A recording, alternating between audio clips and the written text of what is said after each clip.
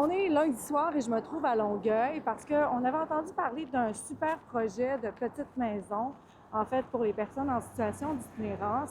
Mais j'ai eu comme information que finalement, ça ne pourra pas fonctionner. Donc, on a demandé à la mairesse Catherine Fournier de nous donner des explications.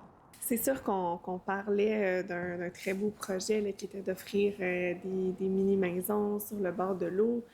Mais bon, parfois, les beaux projets ont aussi leur lot de complexité. Donc, Ce qui serait pratique, ce serait des douches communautaires. On avait 30 unités qu'on installait sur un terrain pas tellement loin d'ici. Il y a des hommes qui campent en bordure de l'eau. Ils ne veulent pas aller dans les refuges. C'est bien impossible de se trouver un logement. C'était exactement pour eux. C'était exactement pour eux. Puis on avait mis sur pied, effectivement, on avait travaillé sur un plan, on avait travaillé sur une offre de service.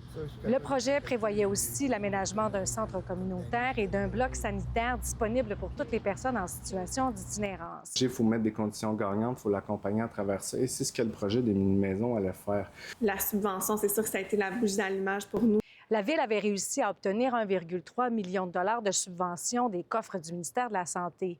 Mais malheureusement, le projet est tombé à l'eau pour plusieurs raisons. La réalité nous a frappés. Là. On était déjà en déficit d'opération de 6 millions sur 5 ans.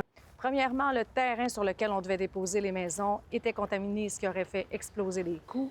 Et en plus, il n'y a eu qu'un seul soumissionnaire et la Ville n'a pas réussi à obtenir de dérogation. Il y a beaucoup de contraintes de la part du ministère des Affaires municipales, les contraintes aussi en matière d'octroi des contrats là, qui sont propres aux villes. On doit aller en appel d'offres publiques. Quand on est au-dessus d'un certain seuil, le seuil est quand même bas. Donc, c'est sûr que dans des projets peut-être très spécifiques comme ceux-là, il faudrait peut-être revoir les façons de faire. Assurément qu'on a été dans les organismes les plus déçus, là, puis on l'a montré, je pense, même émotivement. Je pense que nos gens en ont beaucoup parlé parce que nous, on est directement en lien avec les gens sur le terrain, parce qu'on est beaucoup en travail de rue.